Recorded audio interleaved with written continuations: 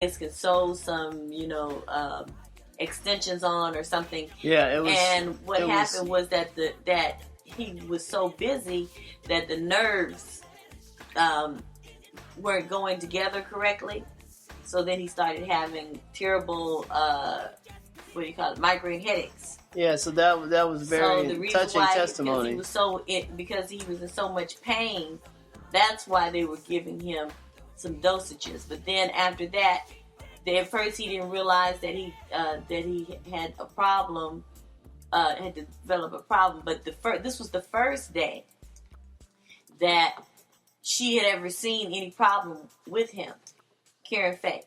She said that he came into the room with her. She came and to do her for her to do his makeup and his hair, and he stumbled in, and that's why she said, "Well, he won't be able to go on," And they said, and the man said, "Oh, you don't know what you're dealing with." Yes, he will go on, and so that's when he choked her.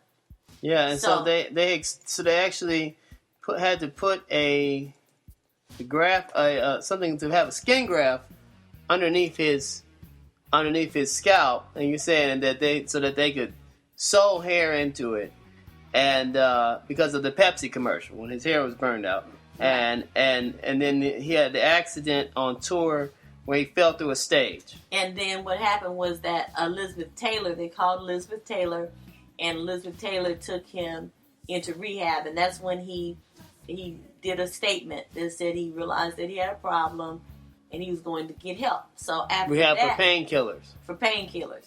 So after that, he never had a problem like that anymore. They didn't see that, but she said that she did not trust. Karen Faye said she did not trust the doctors anymore after that.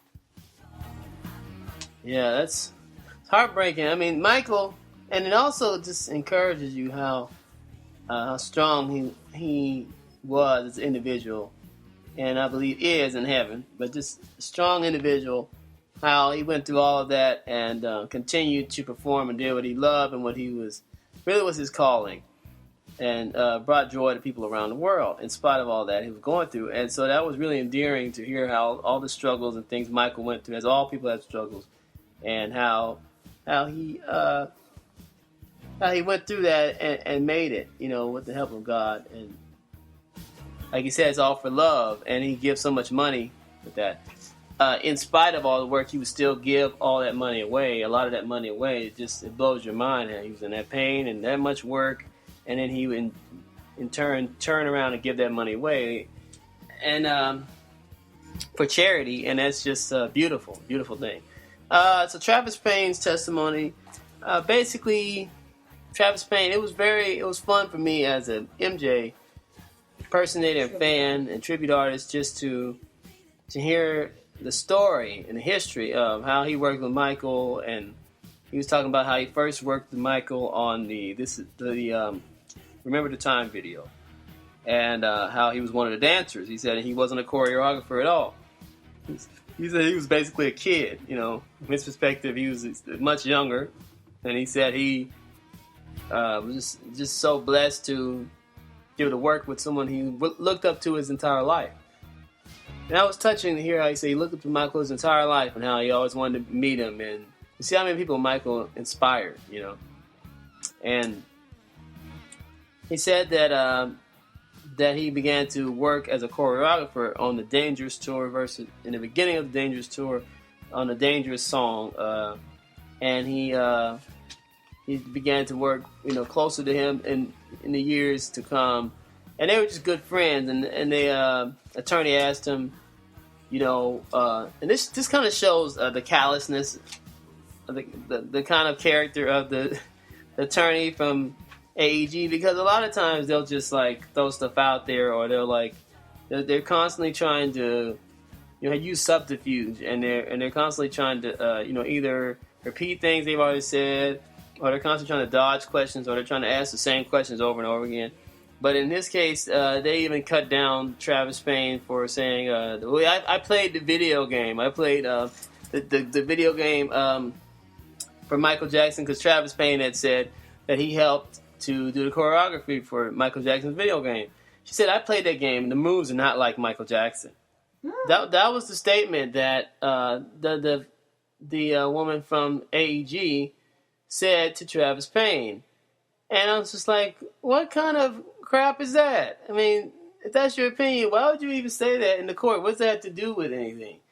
And Travis just sat there. He didn't say anything. You know, Travis Payne, he talked about how he's worked with multiple people from, he did work with multiple artists that are out there, and he's worked with TV shows, artists, and he does things even for Jim Carrey, actors, and so on. So anyway, but when he was on the stand, they asked him, how was Michael doing? How was Michael's health? How was did he seem healthy? And he said, well, he seemed like he was all right. And he said, but then towards a couple of rehearsals, though, he started to have bad rehearsals. Where, at one point, he appeared to faint on stage. They say he fainted on stage. They knew something was wrong at that point. They asked him, did he ever see Michael Jackson drinking? He said no. They said, did you ever see Michael Jackson drunk? He said no. Never saw him smoking. Never saw him smoking. Or taking drugs or anything. Or acting like he was drunk or anything like that. So he testified none of those things he's ever seen Michael do. And so that's like right there, that shows people how mischaracterized Michael has been. And he talked about, I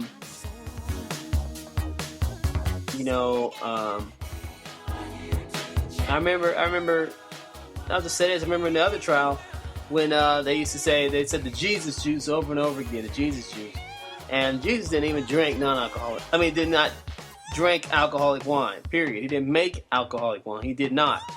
And so that's derogatory, but Michael did not drink, and he did not get drunk, So that's a mischaracterization. He was not in the habit of going and drinking.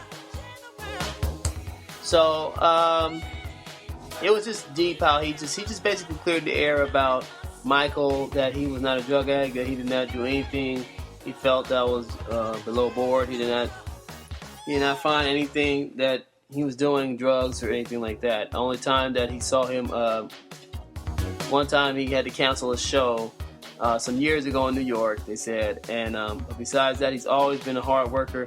They asked him, did he have meetings with Michael? And he said yes, Michael was at most of the meetings or all the meetings, and they were just discussing what they were going to do, how they were going to design the auditorium on the outside.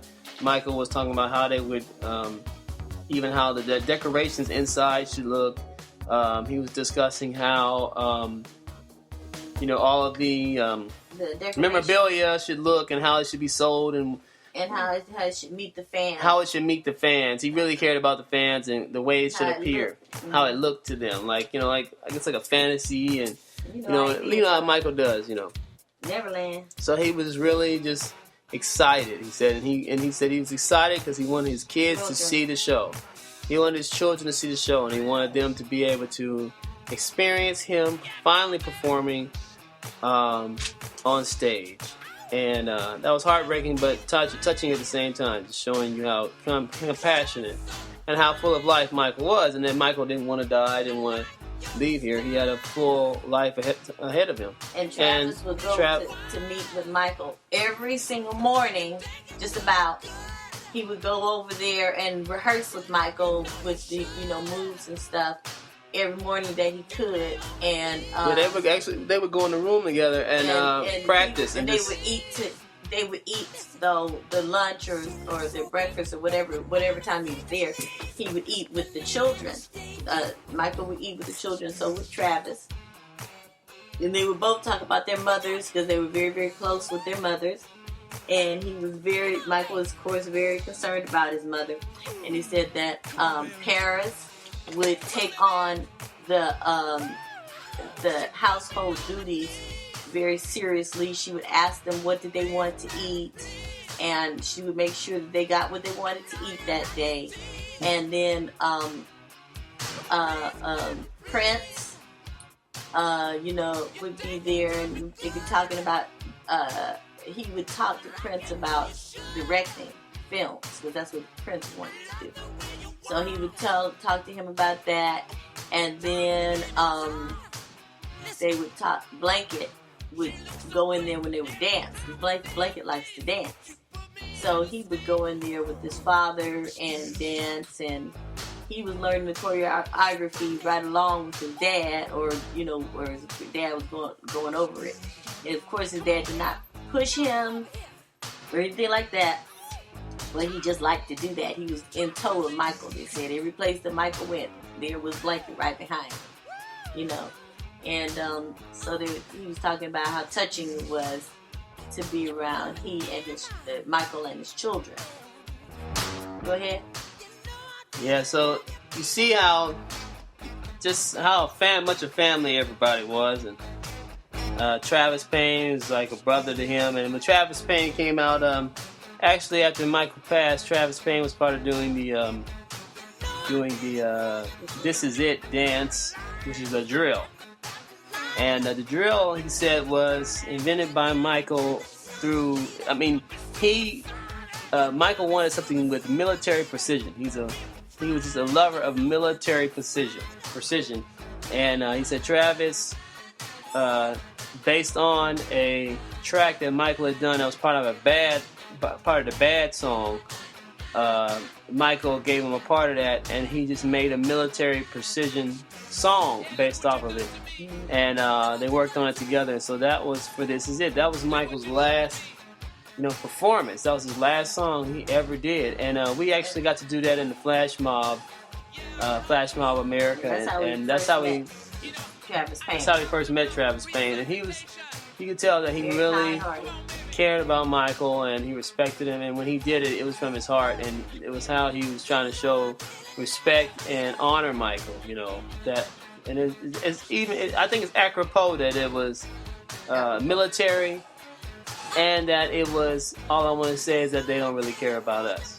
Now, also, I want to tell you, what do you call it when they do all those exercises with the